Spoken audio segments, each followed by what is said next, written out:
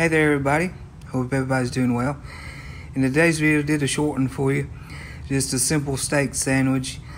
I got my steak here, seasoned it as you saw, got my cast iron skillet going, put a good sear on my steaks, got them to medium rare, let them rest, and then I thinly cut them and I toasted off some bread, and then you'll see in a minute I made some creamy horseradish sauce. It's just mayo, horseradish, and some black pepper. Mix it up, and then I put my barbecue pickles as well to go with it. It's a good, quick, little simple sandwich. A lot of flavor packed in just a simple little dish. Anyways, I love y'all, and I'll catch you on the next one.